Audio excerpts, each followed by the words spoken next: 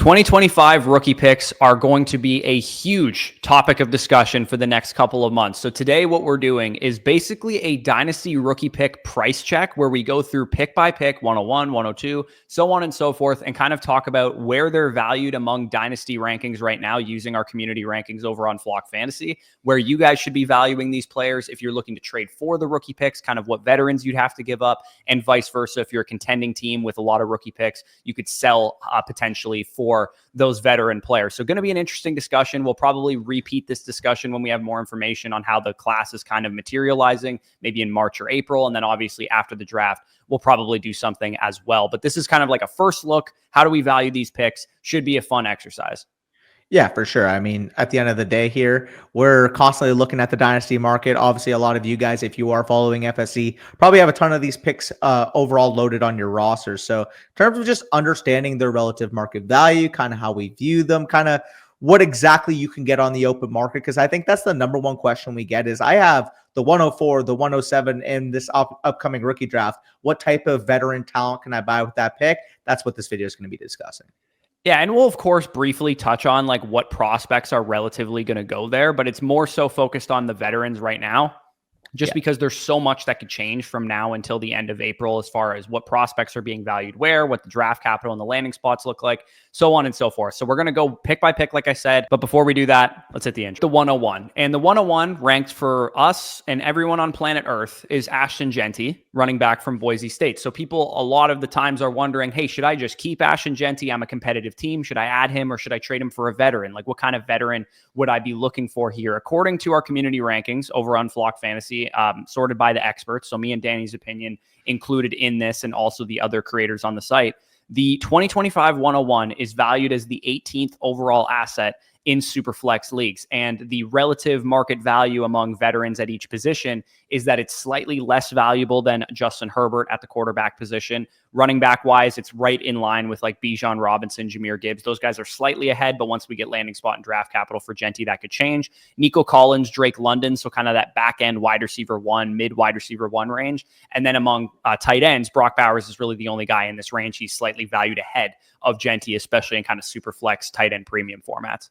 Yeah, I would say at the very minimum, you're looking at a top 20 level asset across the board. And of course, you can make the case that with a guy like Ashton Jeanty, especially, again, at this point, we don't know what the landing spot's going to be. We don't know exactly what the RAS is going to be, but we can judge that if he goes 12th overall to the Dallas Cowboys, maybe he's on the higher end of that 12 to 20 range and closing in on that first round pick status. Really what we're looking at right now is we know this guy is a generational type of prospect. We know he's basically a lock to go in the top 10 to 15 overall picks of the NFL draft. And we know that he's got workhorse level potential at the next level. We saw the receiving upside in last year, so in the 2023 season. And obviously, again, this year, the second leading rusher of all time. So with Ashton Jeanty, again, even if he gets a bad landing spot, I think at worst, you're looking at the dynasty running back 3. And like we can see with some of these names here, I think it's a toss-up on every single one of them. If you prefer Justin Herbert, you want a quarterback, perfectly fine. I think that's reasonable to trade the 101 for. If you wanted to get more of an established elite difference-making running back along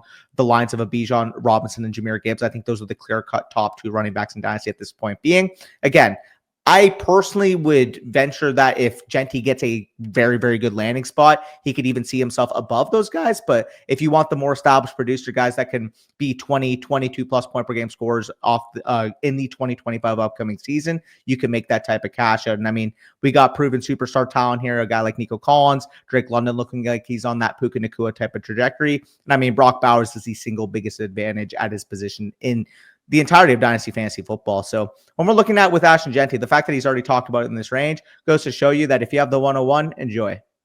Yeah, exactly. Like some of the guys that like I have him at I have 101 at 20 and the experts like combined with all of us have it at 18. So the other experts are slightly higher on Jeanty than we are. Like the difference being for me that I have Justin Herbert ahead of Jeanty right now. I have Collins ahead and he's slightly behind according to the experts. But like if you're looking, you got trade offers, Devon Achane for the 101, Drake London for the 101, Breece Hall for the 101, CJ Stroud, Jordan Love, Kyler Murray for the 101. Like I have Jeanty rated all over all of those players straight up. So that's kind of how valuable an asset we're talking here.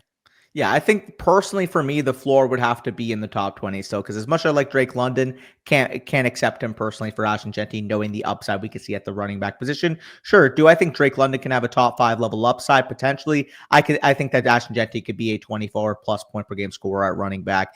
If you, like I said, this might sound like a hot take. I would rather have the 101 right now than Amon St. Brown with the news that Ben Johnson's going to Chicago.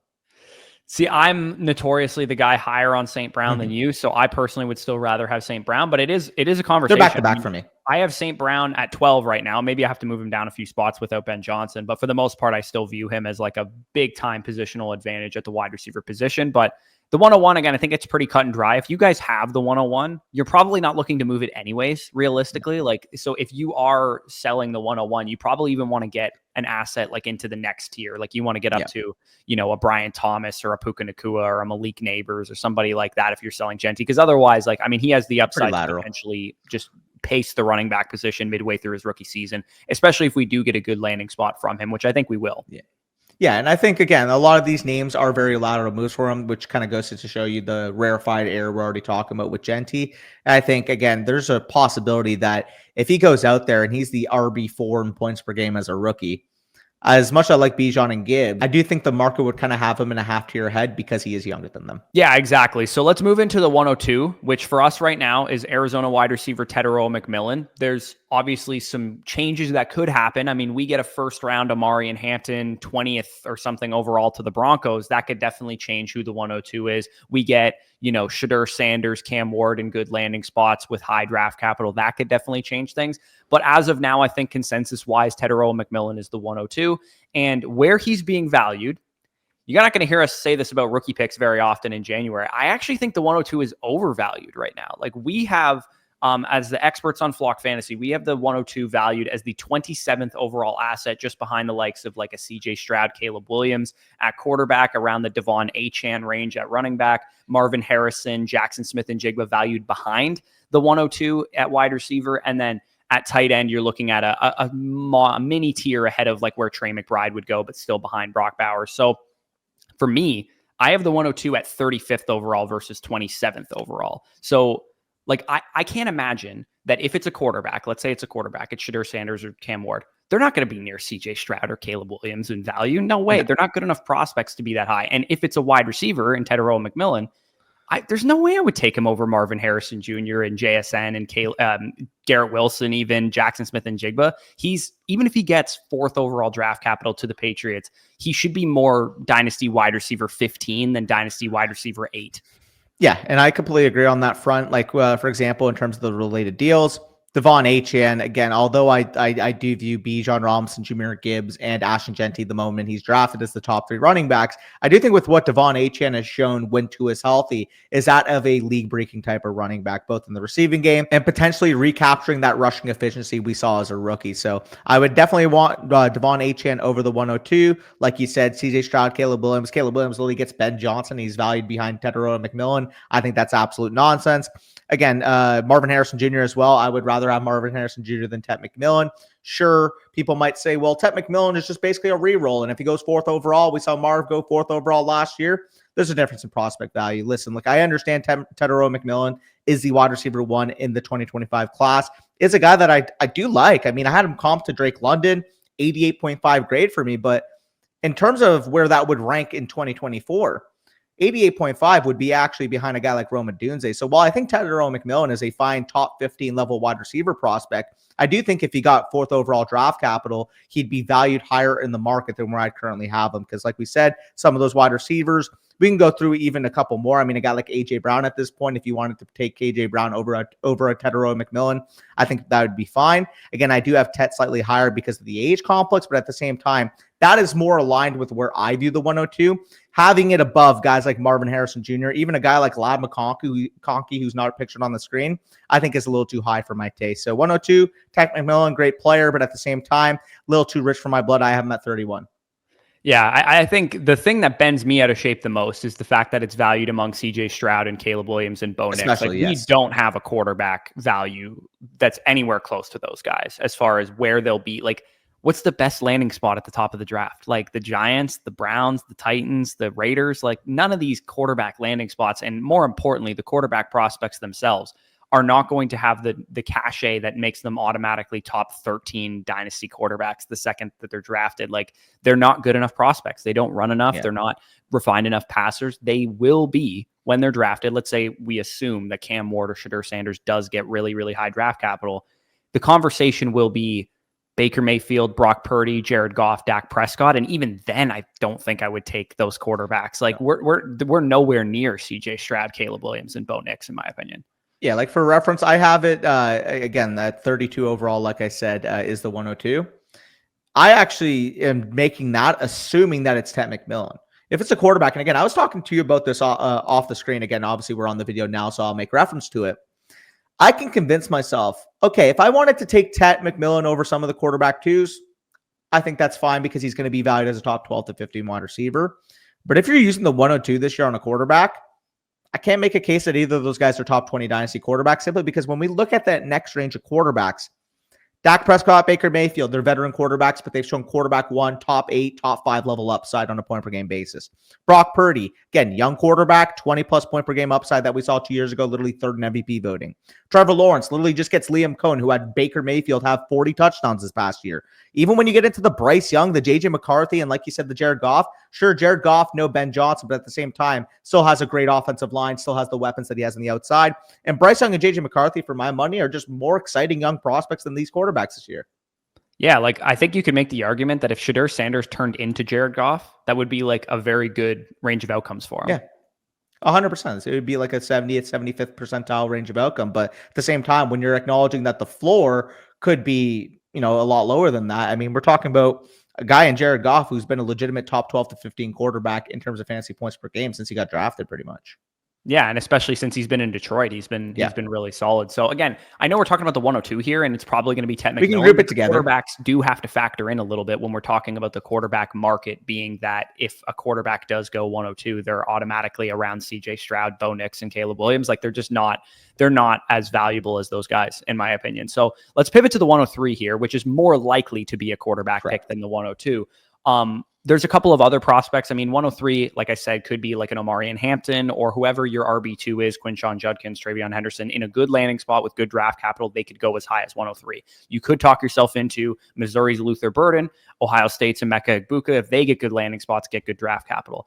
You also could talk yourself into the quarterbacks, like I said. So there's a lot of different guys that could be kind of in this 103 range. But as of right now, I expect it to either be RB2, quarterback 1, or wide receiver 2 is most likely what it's going to end up being. So that's probably Hampton, Burden, or Shedeur Sanders, Cam Ward. And for where we have him valued in terms of the expert rankings, it's the 37th overall player, right around Brock Purdy, Garrett Wilson, Breece Hall, T. Higgins. There's a sizable gap between Trey McBride and Sam Laporta right now in Dynasty rankings. So it's kind of halfway in between those two guys, not quite up to McBride, but not quite as low as Sam Laporta. Where do you have the 103 ranked? Because I have it ranked at 50 and not 37. And keep in mind, too, this accounts for our rankings because we're experts on the site. So the other guys must have them even like 103, even higher than this. I have the 103 at 45 overall right now. And again, this will be a little bit of a spoiler. But like I said, I think the 102 is kind of in its own half tier. So the way I view it is 101 Genty, obviously tier of his own. Then you go to the next tier, which would be Ted McMillan, who I do think is maybe a round and a half more valuable than the next rated pick, 103, 104, 105. Because like we're kind of alluding to, 103 to 105, I kind of view in a flat tier at this point, whether it's the two quarterbacks plus a first round running back, whether it's the two quarterbacks plus a guy like Luther Burden, Emeka Egbuka potentially getting top 15 capital. I just don't see a big difference in terms of the quarterbacks separating themselves from that skill position talent. So for me, we see the 102 go off the board at the 35th overall ranking in my rankings. The 103, 104, 105 respectively are 45, 46, 47.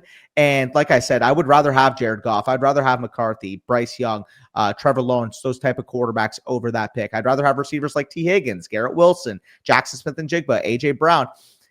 The line that I draw would be going to the RB6 and on in Dynasty. Like if you have, for example, as much as I like a Chase Brown, Bucky Irving, Josh Jacobs type, at that point I would take the pick. Yeah, it really is going to depend. Like, this is so early. Like, don't take this like verbatim For what it's worth, Yeah. like it's going to be We'll a have relative updates for range. this for It's sure. going to be a relative range. Like you can make the argument that we get a 20th overall to the Denver Broncos, Amari and Hampton, and maybe the 103 gains a little bit of value or whatever. We get Jalen Milroe going in the first round who can run. Maybe the 103 gains a little bit of value. Again, we might not take Jalen Milroe there, but the market might take Jalen Milroe there, and so on and so forth. If you're in a super, super high tight end premium, maybe you start to talk about some of the tight ends in this class if they get really good draft capital or whatever. For right now, I think there's enough of like a blending together of the prospects after Genty that 102, 103, 104 seem to be like suboptimal picks if we're going to value them this much higher than 105, 106, 107, if that makes any sense. Agreed. No, I agree. Again, I do view Ted McMillan kind of being in his own sub tier because given the profile, given the projection, given the draft capital we can expect, I do think he will be valued as a top 36 level asset, even if we're not exactly at the top 25 level asset he's at the site. But like you said, once you get to 103 to 107, whether it's an Omar Hampton, whether it's a Luther Burden and a Emeka Egbuka, those two quarterbacks, maybe we see Caleb Johnson go in the first round. Like I really do feel like there's not as big of a divide as maybe these valuations would suggest. Yeah, I think the less consensus there is on who RB2 is, who wide receiver 2 is, who quarterback 1 is, the less the high-end pick will be valued. Because last year, for example, everybody had Caleb Williams QB1 for the most part. Everybody had Marvin Harrison or Malik Neighbors wide receiver 1 and 2 pretty much. Everybody had Jonathan Brooks RB1. Everyone had Brock Bowers tight end 1. There was more consensus at the top of each position group. Whereas, and even just like when you got through it, like most people had Harrison, Neighbors, and Odunze in some order as the top 3 receivers. And then most people had like Brian Thomas or Xavier Worthy or whatever, like 4 and 5. And then when you got to the quarterback position, most people had Jaden Daniels and Drake May right there with Caleb Williams for the most part. It was a little bit more of a less fluid situation. Whereas this year I see people like, yeah, you know what? Quinshon Judkins is clearly the RB2 in this class, or Travion Henderson is clearly the RB2 in this class. Caleb Johnson is the RB2 in this class. Amari Hampton is the RB2 in this class. Wide receiver wise, like I've seen people say Egbuka is the wide receiver 1 in this class. I've seen people say Burden's the wide receiver 1 in this class. I've seen people talk up a Matthew Golden from Texas. Like there's tons of varying opinions, at least as of now, to the point that I think this 103 to 107 range should remain a little bit fluid, and it probably results in those 4 picks in general being a little bit less valuable than the 102 and the 101, like you said. Yeah, for sure. Like if I'm looking through my rankings right now, I already mentioned some of those micro names, but if you can transition, again, I'm not here to say that, oh, Shadur is a terrible prospect. Oh, Cam Ward's a terrible prospect. I just think given what we can expect from those other quarterback valuations, why would you not move off? If the market is telling you that you can move off of Shadur Sanders or Cam Ward and get any of those quarterbacks we mentioned with a little plus on top, I think that's outrageous at this point because of what those other guys have proven. Yeah, like, and I think that like the middle class of wide receiver 1-2 range of Dynasty, like how much more on top of T Higgins or George Pickens are you getting for the 103 right now? Like realistically, I'm curious because I would rather have T Higgins. Let's say Luther Burden is the 103 come rookie draft time. I have Higgins at wide receiver 17. I have George Pickens at wide receiver 18 right now. Is Luther Burden going to be valued over those guys or around those guys, relatively speaking? To me, I think, let's say he gets top 12 draft capital of the Cowboys, a very, very good landing spot for him. Yeah. Very high. Most ideal one. You could probably argue that he's slightly more valuable than those guys if he got that kind of draft capital, but he's still going to have the same cap ceiling that like a Jordan Addison has because Justin Jefferson's ahead of him on the depth chart. So like, are we really going to value Luther Burden as like a top 15 dynasty receiver from jump? Like, probably not. Like, to be honest, like, I think he's probably like best case scenario, he's valued right with those guys. So if that's the best case scenario, what if he goes to a suboptimal landing spot? Or what if the 103 is not a wide receiver? It's a, Hampton who goes at the end of the first round or whatever. There's plenty of opportunities, plenty of, different ranges of outcomes. We're being super hypothetical right now. Oh, yeah. All I'm saying is like, if we're valuing this asset on the upper range of outcomes where it should be valued come March, April, May, when people have watched the combine, know the prospects, I think gone are the days. This might just be like a whole takeaway from this video. If we're as experts valuing these guys already, the picks already up here, we might have lost that buying window January and February when no one knew who was going to be in the upcoming class. Like, people might just be very well aware that rookie picks are valuable. Rookie picks are going to gain value. And that buying window that you had January to February when people had no idea who the prospects were is gone. It's a place where people just know, I don't know who the prospects are. I don't know how they're going to materialize. The 103, the 104, 105, it's going to be a valuable pick. So I'm just going to hold on to it and hope that it gains value. The gaining of value might have lost some luster over the last couple of years. Yeah, I mean, well, for starters, where we're seeing these picks valued right now in terms of the expert rankings, I can assure you in 2021 and 2022, at this point of the process, they wouldn't be this high.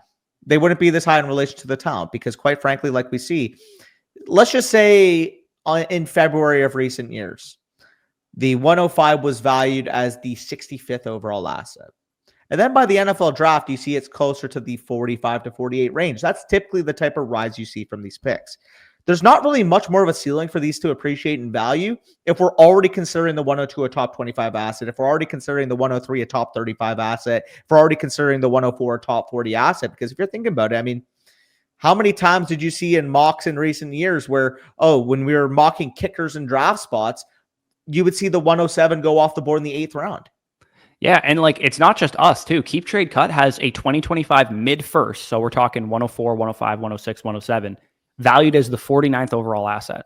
And this is including like 26 firsts and 27 firsts, actually like early first being valued ahead. Yeah. So we're talking about a asset that's being valued basically as a top 45 asset, which was, you look at Keep Trade Cut history in 2021, where was the mid first of the upcoming class valued at the end of January? It was not the 45th overall. Nowhere close. Nowhere close. And again, maybe that is because people have started talking about the class earlier, maybe because everybody knows it's a strong running back class. Because in recent years, you can confidently invest into a rookie pick at this point in the offseason and almost guarantee yourself that you're going to make profit by the time you sell it off in April or in May or whenever your rookie draft is. But because you're not getting that type of value now, there's not really much of a sense that, I'm going to 1.2, 1.3x my value later on. Yeah, and maybe this still applies to the casual leagues or whatever, but I think it's January 26th right now, or when we're recording this, will be the 28th when you guys are watching this. You guys probably are Dynasty sickos, which means that most of your league mates are probably Dynasty sickos, which means that this value accumulation window that used to exist in January, February is no longer what it used to be in leagues like yours. If you're in a super casual league, everyone forgets about Dynasty until the rookie draft, then this would still obviously apply. It's just the market's kind of changing, and we can't give the same advice we gave 3 years ago if Dynasty markets are the same. You know what I mean? So we spent a lot of time kind of just on like what's going on here. The a lot of macro stuff. Yeah, let's go to the 104 as far as where it's valued and, where the market kind of sees it right now. On our expert rankings, the 104 among quarterbacks is valued in the kind of Baker Mayfield, Jared Goff area. The 104 is valued kind of near Breece Hall at the running back position. The wide receiver position, we're talking about the range where you get out of that Garrett Wilson, AJ Brown territory and you're into the T. Higgins of the world. You're into the Rashee Rice is valued wide receiver 16, Devontae Smith, guys like that. And then at tight end, again, we're still not quite at Sam Laporta, who's the consensus tight end 3 right now in Dynasty. We're still kind of halfway in between McBride and Laporta right now. We already talked about it. Again, 104, it's just going to be whoever's kind of left over. Could be a quarterback, could be Hampton, could be Judkins, could be Henderson, could be Burden, could be Igbuka. It's going to be a big cluster here. It's all going to depend on draft capital. It's all going to depend on landing spot. As of right now, I mean, we're talking probably about RB2 or wide receiver 2, depending on what happens with the quarterbacks. But for me, I look at this asset as being slightly overvalued as well. Like we just kind of talked about with 103. If 103 to 107 are kind of blending together right now, then the pick that you want is 106 or 107, not 103 or 104. That's basically just how it works. It's the same thing that we had last year. Did you really want to spend the 103 on what the way we had it ranked was like Jaden Daniels, Malik Neighbors, Drake May. All of those guys have ended up being hits, so it didn't really end up mattering. But you kind of wanted 105 there versus 103, 105 because you were going to get whatever guy fell to you.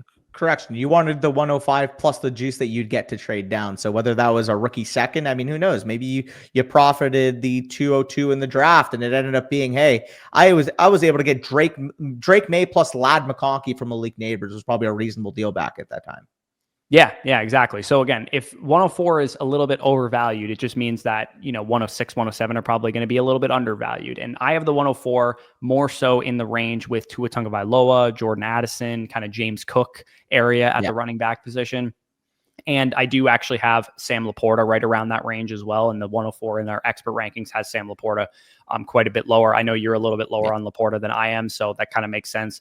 But yeah, the 104 to me, I think is pretty straightforward. Do you have anything to add on it, or do we just pivot to the 105 as well? Yeah, nothing in particular. Like I said, there's a little bit of a tier gap after, like, once you get past the Jared Goff plus range at quarterback. I do think, like, if you wanted to take the 104, the 105, the 103 over, like, the next tier of running backs of Chase Brown, Bucky Irving, Josh Jacobs, I think And that's I would fine. personally, I would as I well. think you're talking, if you're talking about like my current RB2, we're grading the prospects right now. My current RB2 is Quinshon Judkins. My current RB3 is Amarian Hampton. My current RB4 is Travion Henderson. You're guaranteed one of those guys picking 104, 105. And if they get most likely your pick of them.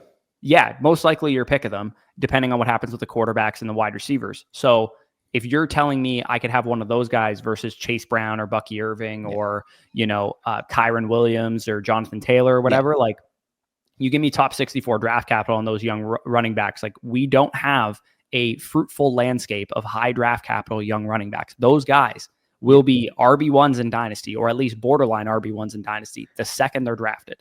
And I think it's a combo of two factors. I mean, you've outlined in the FSC prospect model just how strong those running back prospects are, and the fact that we're going to see more first-round running backs in your rookie drafts this year than we've seen in maybe, like, obviously 2023 had Bijan and Jahmyr Gibbs, but we might see legitimately 5 running backs go in the first round of your rookie drafts. And that's more of an indictment both on how strong the running back class is, but also how weak the quarterback, wide receiver, projectable talent is after the top guys. So for me too, not to mention the dichotomy of the running back landscape at this current point. You have the top 5 running backs being the 4 young guys plus Saquon Barkley. And then it's a big fucking wide chasm. Once you get to RB6, running back 7, running back 8, and you get to the, like I said, Chase Brown, Bucky Irving, Josh Jacobs, Jonathan Taylor ranges where I have it in my rankings, I think throwing the rookies between that tier is the best way to approach it, assuming they get good draft capital. Yeah, I've been talking about the middle class of the quarterback position for like weeks now. The middle class of the running back position doesn't exist until these rookies are in the NFL. Yeah. Like, once they get in the NFL, like, here's how good the running back class is to contextualize. I tweeted this out a couple days ago. On the 2025 class, I ran them through the prospect model. For those of you guys that are Flock Fantasy site subscribers, our prospects tab is how you can view that. And that will be live, hopefully by the time you're watching this, if not very soon after. We have one workhorse caliber prospect, which is Ashton Genty, and he is 100% chance of hitting an RB1 season according to historical hit rates of prospects in that tier. We're talking Ezekiel Elliott's, Breece Hall's, Joe Mixon's, guys like that. That's how good of a prospect Ashton Genty is. We have 5 RB1 upside prospects, which last year we only had one, that was Jonathan Brooks. We have 5 RB2 upside prospects. Last year we only had Trey Benson in that area. This class rivals 2020's depth, like the class that we had with Jonathan Taylor and Cam Akers and J.K. Dobbins, DeAndre Swift, and even A.J. Dillon, Zach Moss had their, stands. People liked prospects like that. But it's also kind of similar to the 2017 class, minus that there's no Christian McCaffrey caliber prospect. Like, in 2017, the caliber prospects that we had that were really good were the Joe Mixon, Leonard Fournette, workhorse caliber prospects. But then we also had Dalvin Cook, Alvin Kamara, those type of guys who were more RB1, RB2 upside caliber prospects. So we're talking about the best running back class we've seen since 2020. And 2020 actually disappointed. If these guys hit in the NFL, this will be the best running back class we've seen since 2017. Yeah, no, this running back class is set to be explosive. So when we're looking at this range, again, once you get to the running backs in Dynasty, I would take these picks over. But if you still have any of those quarterbacks that I mentioned, any of the top end, top 15 to 18 type of wide receivers, I would take those players over those picks right now. But at the same time, I mean, the running back position, those guys get good draft capital. I don't think it's outrageous to say that you prop them up into that range. Yeah, exactly. So moving into the 105, kind of like the players valued around, it's again more the Jared Goff, Michael Penix kind of territory of quarterback. Then you get into like the Rashee Rice, Devontae Smith territory of wide receivers. Running back, consensus guy at RB6 right now is Kyron Williams. That's not who I would have at RB6. Absolutely not. Jonathan Taylor. Separate discussion on Kyron. Yeah, exactly. Bucky Irving, Jonathan Taylor, whoever you'd have kind of in that range. That's what we're talking about with the 105 as well.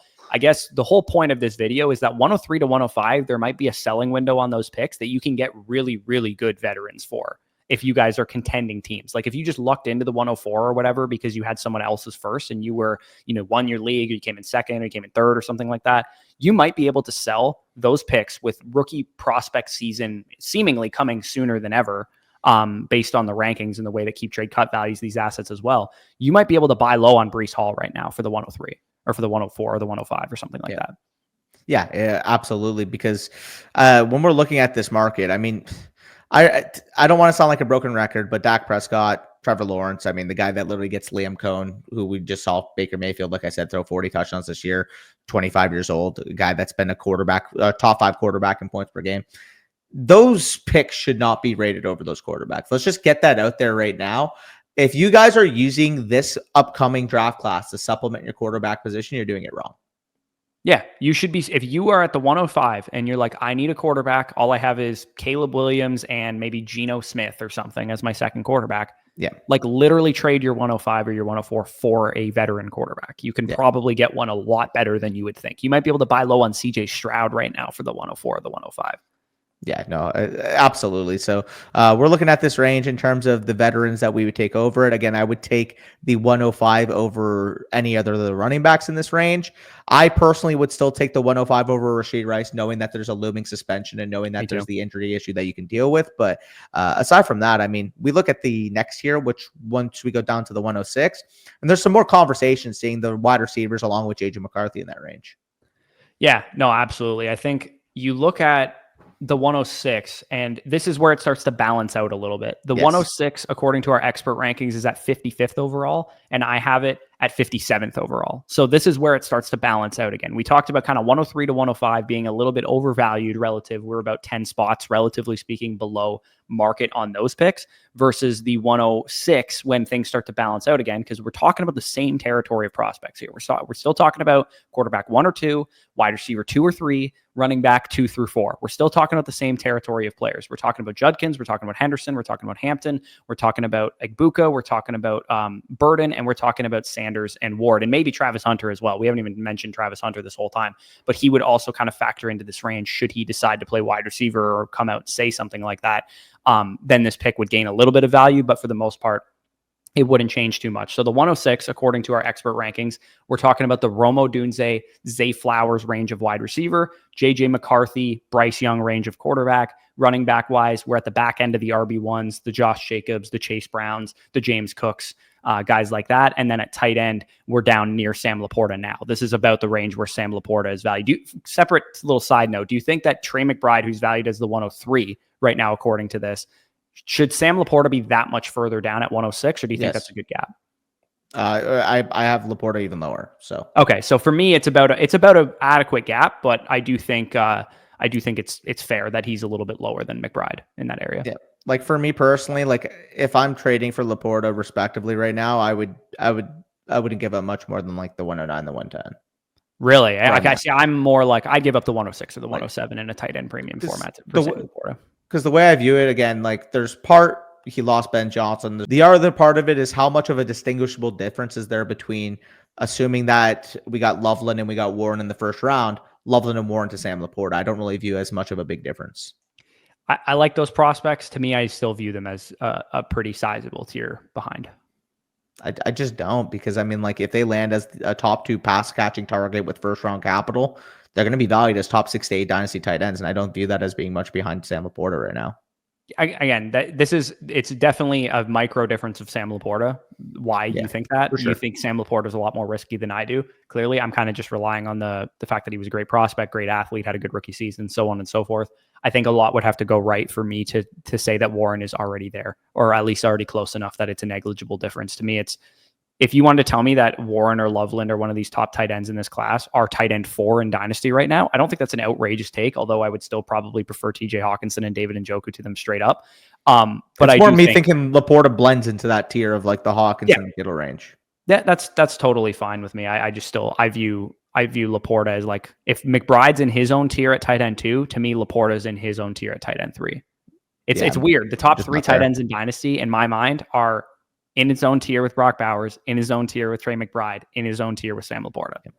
Yeah, I think it's fine to have Laporta 3 again. I have him at 4, but at the same time, like I would rather have Kittle right now, knowing the production that we're getting. Yep. Yeah, that's definitely fair. So let's move into the 107 here. And the 106 and 107 are still pretty close in our expert rankings. We had the 106 was at 55th overall. The 107 now at 60th overall. Again, still the same range of players: Chris Olave, George Pickens, Josh Jacobs, Bryce Young, Sam Laporta, Chase Brown, James Cook, players like that. Again, when you talk about the 107, we're kind of saying that this is, you catch the back of that 2 to 4 running back tier, top 3 wide receiver tier, and the top 2 quarterbacks. So this is a pick that is a pretty, good pick to have right now. I think this is a pick that could gain value, actually. Yeah, and if we're looking at the difference of 59th overall at the 107 versus if we look at even at the 103, 35th overall, you're looking at a 2-round difference when I can't concretely tell you that the guy that you're getting at 103 is better than 107. Yeah, I have the expert rankings that we had here had, like you said, 103 was at 37th overall. I had 103 at 45th overall, and I have 107 at 59. So it's not a huge difference in my mind versus the dichotomy for our expert rankings was 37th overall for 103 and now down, what is this, at 60th overall for 107. So I think that the mid first is, if you're taking anything away from this video, if you're in a casual league and people have no idea what's going on in this class, mid first it should probably be the one that you're collecting right now, because even the most casual dynasty players probably know about Genty and McMillan, but they probably don't know, the good, solid profiles that we're going to have wide receiver and running back wise in the mid first round range. And then however many first round quarterbacks we get are just gravy for those picks. Yeah, for sure. So the 103 to the 107 for me, we got that valued between 45 and 51 respectively. Yes, I have basically all picks back to back because, like I said, if I don't view a discernible difference between the picks, it's kind of hard for me to work players in between them in terms of tier gapping those guys. But I do view a difference between the 107 at 51st overall versus the 108 at 60th overall, which we could just get into right now. You have the 108 at 60th, did you just say? Yeah, correct, 60. Okay, so I have the 108 quite a bit further down than you do, actually. I have the 108 at 67th overall. It's not that big. Yeah, it's still relatively the same range, but I think the reason for that is if we just literally count the prospects right now, you have Genty 101, let's just say we're ranking them currently. You have Tet 102, you have, let's say, Burden 103, the quarterbacks 104, 105, then you have Amari and Hampton, let's say 106, Emeka Egbuka 107, and then, again, you're still catching the back of this year with Quinshon Judkins, Caleb Johnson, Henderson, and Caleb Johnson. Maybe you throw Travis Hunter into this mix as well. So you're catching the back end of this tier. But I think part of the reason why I think there's a slight mini tier here is that sometimes things go wrong during the draft process. You're bound to get 1 or 2 guys have bad landing spots. You're bound to get 1 or 2 guys have worse draft capital than you anticipated, so on and so forth. If Hunter says I'm playing corner full time, that takes a whole prospect basically out of this. So for me, the 107 kind of represents a mini cutoff. But at the same time, you could make the argument that if we run pure in this area, then it's actually, you're catching the back of the tier. I mean, I agree. There is a 9-spot difference between the 107 and the 108. So it's not like I have them back to back relative. I mean, the same difference between 107 and 108 is basically the same difference I have between the 107 and the 103. Yeah. No, that's definitely fair. As far as the prospects that we're talking about here, where the expert rankings are at the 108, again, you're still talking about DJ Moore, Christian McCaffrey, Brandon Ayuk, Sam Darnold's a little bit further down. So this is almost like halfway in between quarterback 21 in our expert rankings and 22 of Bryce Young and Tua Tagovailoa. And then there's a bit of a tier gap in terms of overall rankings down to Sam Darnold at 23. And then same goes for the tight end position. Like Laporta is a fair amount higher than TJ Hawkinson in our expert rankings. So you're talking about halfway in between, give or take, for the 108 here versus Sam Laporta. Laporta is actually right near the 108, but the next range that we're going to get down to is a bit of a tier gap between the tight ends. And this is the one I want to point out. So I do view obviously a little bit of a tier gap between Jared Goff and Tua Tagovailoa. I do think the injuries do have to factor in a little bit in terms of the longevity factor. However, I mean, if I said that I'd be willing to pay upwards of the 103, 104 for the Goff, the Mayfield, the Dak Prescott veteran quarterback range, Trevor Lawrence, Bryce Young, et cetera, young quarterback range, if Tua Tagovailoa costs the 108, which is where it's indicative on the website by our expert consensus rankings, I'd be more than willing to buy Tua Tagovailoa for that cost. I agree. Yeah, especially if you're like, oh, I have the 108. Maybe I'll get Sanders. Maybe I'll get Ward. Why even risk it, man? They're not even as good as Tua. I get Tua's got injury issues. I would take them over Tua because of the market value, but at the same time, it's like if you're trying to go from a house money into a potential contending window, and you can get Tua Tagovailoa as your quarterback too for the price of 108, I'm doing that. Yeah, and Keep Trade Cut has Tua at 74th overall too, which to me is very surprising. Like our expert rankings have him at 65th. I have him at 59, so I'm even higher than the expert rankings on him. So I'm higher than you. I have him at 48. Yeah, I mean, I talked about him in the Dynasty trade targets by position that I think he's just a good buy in general right now. Yeah. But it is worth noting that if you have the 108 and you're like, I don't know if I'll get a quarterback or not, then he might be the type of guy that you go after. And the same could be said for like a Bryce Young if people are hesitant to buy into him. Dak Prescott, like you said, if you're a competitive team, you might be able to get into that range of quarterback using a pick like 108. Our expert rankings actually have 109 literally right back to back with 108. It's 68th overall for 108, 69th overall. Nice. Exactly for 109. Do you have them that close to each other, or do you have them a little bit further apart? So as of right now, and again, I'm kind of like looking at it on the spot as well. I have it 60 and 69 respectively. I have the 109, 110 back to back because, like I said, I'm assuming that you could still get a Caleb Johnson at the 108. Then once you go to the 109, 110, I think that's where I value about the tight end range. Again, it is very early. We're going to readdress this video come combine time, obviously come after the NFL draft. But as of late January right now, that's kind of how I view this draft class. Yeah, and for those of you guys that don't know a whole lot about the draft class, the cutoff, assuming Travis Hunter plays corner predominantly, is at wide receiver. 3 at wide receiver is at probably running back 6, give or take. I mean, you throw in Caleb Johnson, who we think is still going to get good draft capital. We don't know for sure what the NFL thinks of Cam Scadaboo or Ollie Gordon or the next tier of running backs, but I think comfortably we can project that Hampton, Henderson, Judkins, and Caleb Johnson will probably be day 2 top picks. 45 picks. Easily. Yeah, but Daniel Jeremiah actually came out and said like day 2 is going to be a running back bonanza, basically, which is good news for anybody who needs running backs this year. But at the same time, once you start to get to 109, 110, we have a cutoff of 2 quarterbacks pretty much, at least as of right now. And, are you going to take, tight end 1, tight end 2 at 109, 110 and feel like excellent about it? No, they're tight ends. Like no one feels great about taking a tight end in the first round. But this is probably the range that Tyler Warren and Colston Loveland and Harold Fannin would start to come into consideration depending on what happens through the rest of the offseason, the combine, and the draft capital. Again, I'll know for certain when I watch the tape on Fannin, but I have also seen a lot of reports that the NFL doesn't know how to view him which is usually means he's going to be like a 3rd round NFL draft pick, maybe 4th or 5th, dude. Yeah, that's what I've been like from what I've been hearing. It would take a very specific scheme to be intrigued about Fannin at the next level, which is crazy given the profile and given the production that we saw. But it also makes sense if an NFL team sees a 6'4", 228-pound tight end and views him as a tweener. Yeah, that's so Arondé Gatson from Syracuse is the same type of prospect, only not with the hype that Fannin has. So it's kind of funny that maybe the NFL views those 2 guys as like the same type of prospect. But anyways, it's a separate discussion. Yeah. 109 is valued around, let me ask you a little this or that. Let's just play it this way. Yeah. Would you rather have 109 or DK Metcalf, Jalen Waddle, Xavier Worthy? I'd have Xavier Worthy. I would have Xavier Worthy ahead of that range of wide receivers that you said, but I would rather have the 109 versus the other 2 that you mentioned with Metcalf and who was the other Waddle. one? Metcalf and Waddle. Oh, sorry. Correction. Actually, I would have Waddle and Worthy ahead of the 109, but the 109 ahead of Metcalf. Okay. Yeah, I think that's definitely fair. What about at running back? We're talking about, who do we have at running back here? Chuba Hubbard is where I have about this range. Would you rather have 109 or Chuba Hubbard? 109. 109. Okay. What else? Sam Darnold. Is Sam Darnold anywhere near this 109. range? 109. Okay. Tight end. Do you rather have Hawkinson than the 109? 109. I would rather have Hawkinson personally. The reason being is that I think at worst case scenario, 109, you're going to be getting a tight end that's valued in the same range as Hawkinson. Best case scenario, let's say a 3rd quarterback goes in the 1st round. Let's say 2 first-round running backs emerge and the entire position is pushed up. I just think there's more upside with the pick. Although if somebody wanted to say, hey, I need a tight end, I'm going to spend the 109 on Hawkinson, I don't think it's an outrageous call because for reference, I would have the 109 valued about the tight end 5 on my rankings because I have Kittle and Laporta slightly higher than it. Yeah, no, I think that's definitely fair as well. I view Hawkinson more so as like a slight bit ahead of the rookie tight ends.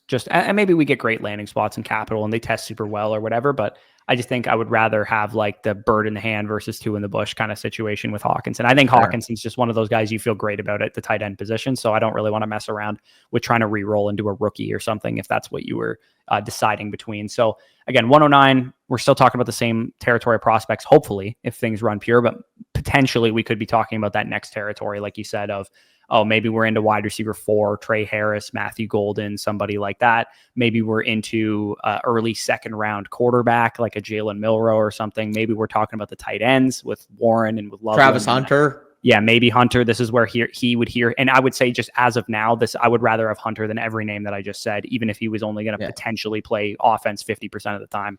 At the end of the day, what we've learned, especially if you're in like start 9 leagues, start 10 leagues, you just got to swing on talent. That's kind of where I'm at with it. It's like, really, okay, you're in a start 12, start 13 where every spot in your lineup absolutely matters. Okay, take the guy that you're sure is going to hit that double. But if you're in a shallow starting lineup and you need needle-moving, difference-making players to win you championships, just take the swing on the talent. So it's Travis Hunter again. Unless they go out there and say, yeah, he's going to be a part-time 20% wide receiver, that's one thing. But even if it's like 50, 60%, dude, could he not be a wide receiver 2, wide receiver 3 on that, given the talent level? I think that's the level of talent we're doing. I think he definitely can. I mean, Jaden Reed, we saw him be a league winner down the stretch, not this past year, but the year before, like weeks 10 on, and he was what, a 63% snap share player? Yeah, I think the other thing that's like kind of underrated about Travis Hunter is like what happens after his rookie season if he like fails at corner? Like, are they just going to be like, yeah, like let's just play on offense 100% of the time now? Like, I think that's the sneaky hidden upside with Travis Hunter is that I actually think instinctually he's a better receiver than he is a corner because corner is a harder position in my mind to learn in the NFL. So if he has a hard time learning corner in the NFL, maybe they use him on offense more, but it's really all going to depend on like, what is the position that comes out of Roger Goodell's mouth on draft night? I think that would tell us a lot, right? Like if they say cornerback / wide receiver, Colorado, or if he says cornerback, Colorado, or if he says wide receiver, Colorado, that could actually sway the dynasty market more than it probably should. I mean, I think it should, period, because when's the last time we've actually seen the player with that type of polarizing type of ambiguity on where they're going to play? The only example I can think of, it's not really a related example, was say Kyler Murray. If Kyler Murray was going to play baseball or not. But by the time he got drafted, we knew he was going to be a quarterback. So it's like there's not like for an NFL team's perspective, if they knew whether he was committing or not to baseball or football, that's one thing. But it's like the moment he went first overall as a fantasy community, we're like, okay, he's going to play quarterback. Yeah.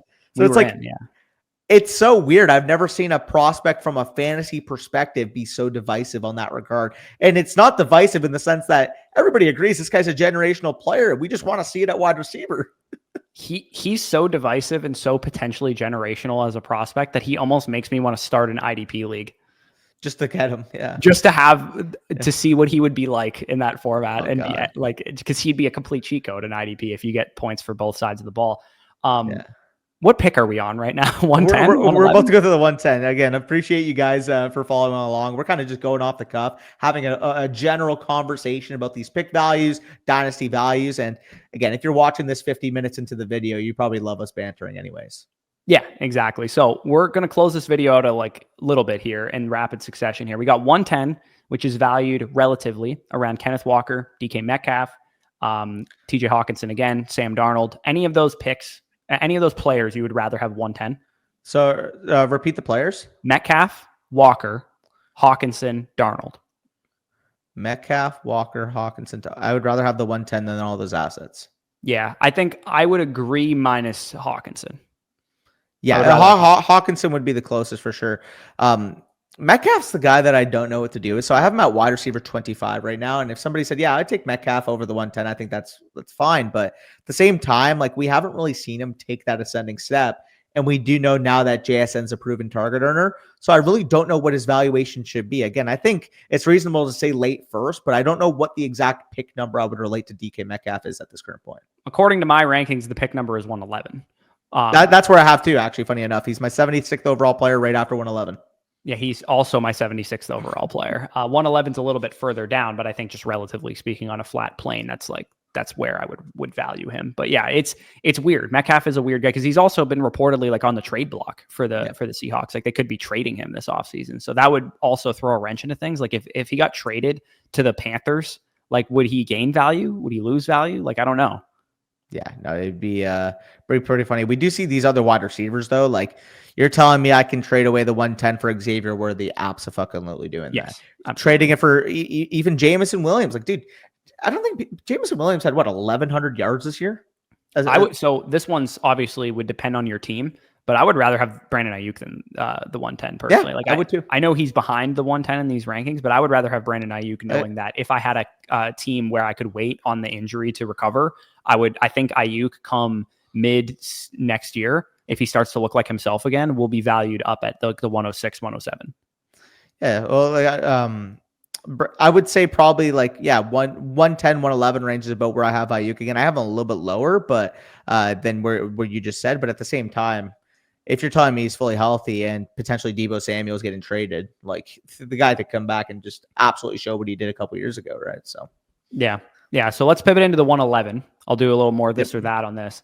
We got, according to our expert rankings, 111 or Tyreek Hill, Chuba Hubbard / David Montgomery, George Kittle, and I mean quarterback. There's not really a quarterback in this range. It's behind the Darnold range, but Darnold's like way ahead of everybody else. Anthony Richardson's the next rated quarterback, like 20 picks later. Yeah, I mean, call me crazy. I think the only player I would take over the 111 at that spot would be Kittle. Yeah, especially, I mean, tight end premium formats for sure. I think you look at this range. I think one of the takeaways just from this, because like we actually like, did you think we were going to have like tangible takeaways going into this video? Like, I think this is also informative for us as well, like going through this and thinking about it. Like, I think what appears to be the case based on like, we're at 111 right now, we're getting to the end of this video. 103, 104, 105 seem to be just a smidge overvalued right now on the market. We're higher on the depth though. Yeah, but we're higher on the depth, like the 106, 107, 108, 109, 110. I mean, good for you. If you guys won your title this year, or you came in second or third or fourth, you're a contender of any kind. Yeah, I mean, that guy that sold at the deadline and got the 104s in the same spot as you, who won the title at 112, is basically. I mean, not actually, but not like, really, but you know what I mean. It's less of a difference than the 104 last year was versus the 110 or whatever. Like at least as of now, based on what we know. So. Yeah, I tend to agree. I mean, I would rather have the 111 than Tyreek Hill. I would rather have the 111 than Chuba Hubbard. I would rather have the 111 than Kenneth Walker. Any quarterback. I would rather have the 111 than Darnold, even though Darnold's ranked ahead in our expert rankings. So for me, it's like if you're trading 111 away and you can secure a stud receiver production piece like Terry McLaurin, that'd be one thing. I think that's a fair trade to make, knowing that Jaden Daniels is, only going to probably get better and better. If you're going to trade away 111, let me ask you this one. Would you rather 111 or Christian McCaffrey? 111 or Christian McCaffrey? I have Christian McCaffrey actually one spot ahead of 111 in my rankings. I actually have him ahead of 110 in my rankings. I have him 2 spots behind 110. So the way I have it work right now is I have Laporta at 68 overall. Then I have 105, 110 at 69.70. Derrick Henry and Christian McCaffrey at 71.72. And then the 111 at 73. That's insane that you have Laporta in your 60s, bro. He's my 42nd overall player. Not there, dude. Yeah. I mean, I for what it's worth, we're doing these kind of like tight end premium vibes, or at least I am. Yeah. Let's move into the 112. Let's close out this video. We're losing some steam here. 112, we're talking Josh Downs, Keon Coleman, Chris Godwin types, David Njoku around the tight end position. Running back wise, Isaiah Pacheco, Alvin Kamara, Tyrone Tracy types. Quarterback, again, we're starting to get near the range of like Anthony Richardson and Geno Smith, but I would definitely rather have the 112 than those guys. I'm sure you probably would as well.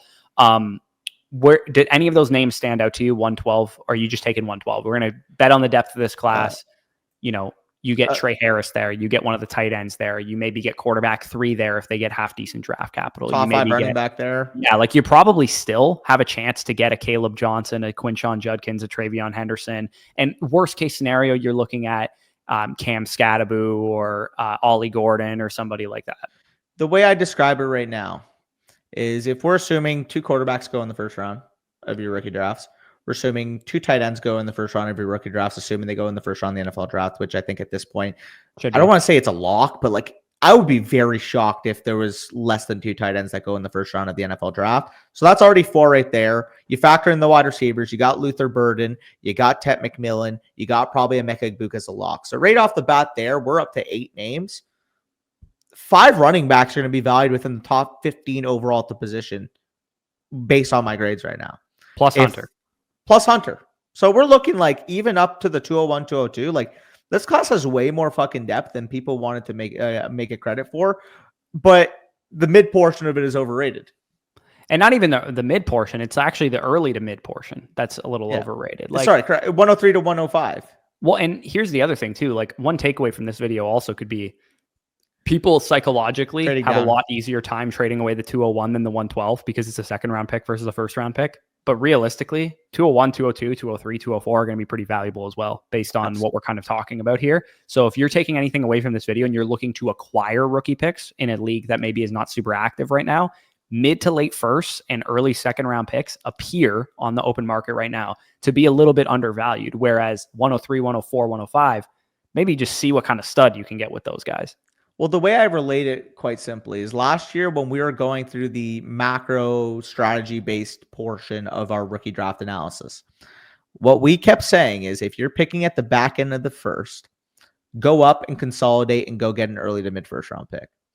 This year, it feels like the opposite. Like, unless I'm trading up to the 101, the 102, if I have the 103, I'm capped and trade down. If I have 104, I'm capped and trade down. If I have 105, I'm capped and trade down. Can you get right now for the 105, the 108 plus an early second? Can you get the 108 plus the 201, 202, 203 for the 105 right now? I definitely think you can. And I don't view that stark of a difference between the valuations of those two picks respectively.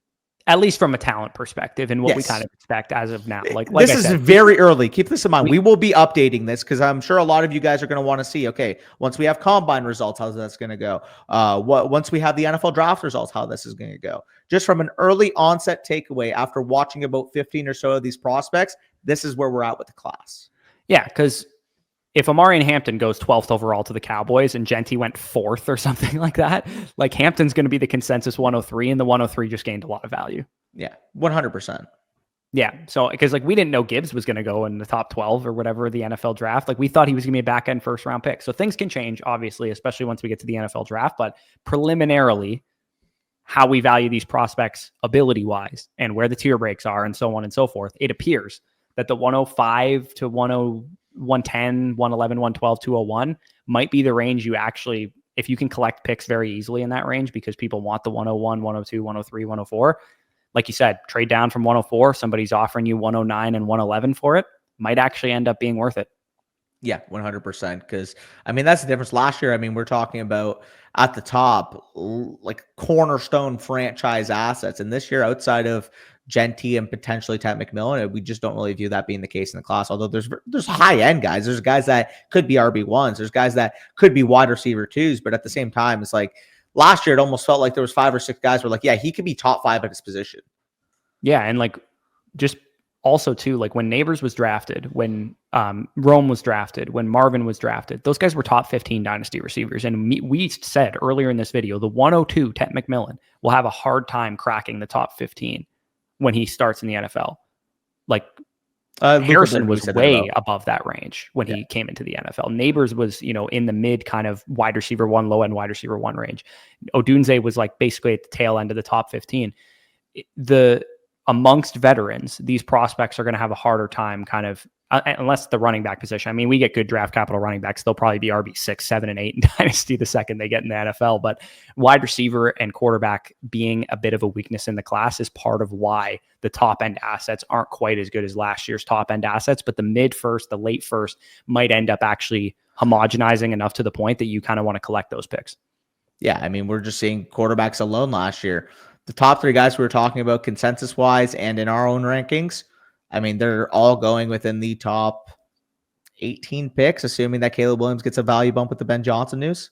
Yeah, no, it's pretty insane. And not only that, but all of the quarterbacks, all 6 of them are top 22 dynasty quarterbacks right now. Yeah, which, I mean, that's exactly what we were hoping for in 2021. Didn't really pan out. 2024 was that class. Yeah. We were hoping Zach Wilson and Mac Jones and Trey Lance and Justin Fields would all do that. And I think after year 1, it was pretty much just Lawrence and Fields that were still holding value. Mac Jones had gained value. Zach Wilson had lost value. Lance kind of holded his value. He didn't really hold his value. We kind of just projected that he would. Yeah. No, that But was fun. anyways, we're kind of rambling at this point in the video. Hopefully you guys enjoyed this. We kind of just went off the cuff, talked about the class, talked about what we think could happen, talked about kind of how we would value these guys. If you're a contender, I feel like you got a lot of value out of this. You could kind of figure out what kind of stud assets you could go out and trade for. If you're a rebuilder and you're in a league that's very casual and people aren't really paying attention to what's going on right now, you could definitely trade for some of these picks. But this was kind of a pick your flavor. Whatever you were looking for from this video, hopefully you got. And the last piece of context I'll give, because again, we kind of, like you said, related what the veteran values would be if you have these rookie picks now, who you could potentially go out and shop for. The biggest piece of information you need at this point: don't make a trade unless you feel fantastic about it, because this is the worst timing to actually go out there and make a move. If you can go out there and upgrade that pick into a player that you feel great about based on that relative value, go and do it. But if it's a trade where it's like, oh, like I feel like 60% I'm about winning, give or take, don't make that move. Like, there's no need, straight up, because at the end of the day, like we know, the only thing that could happen at this point is these veteran players losing value. So unless you know with certainty that the veteran player you're playing for or you're trading for will maintain at least the pick value that you're giving up, don't make the deal.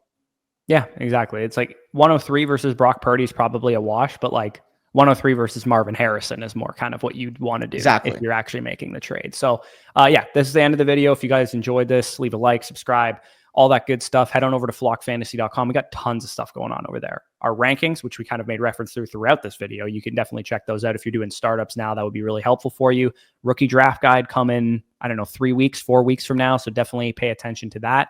Prospect tab in our on our site, you can view all these prospects, see the FSC grades, see the metrics that they kind of perform well in. The 2025 running back class will be added in the coming days as you guys are watching this, so stay tuned for that. And also, we just got tons of other stuff going on. We have team reviews, buy, sell, hold reports will be live very, very soon as well. Make sure to pay attention to that. Promo code FSE when you sign up, flockfantasy.com. That will be linked down below in the pinned comment of this video. I'm actually in Montreal as we're recording this right now, or as you guys are watching this right now.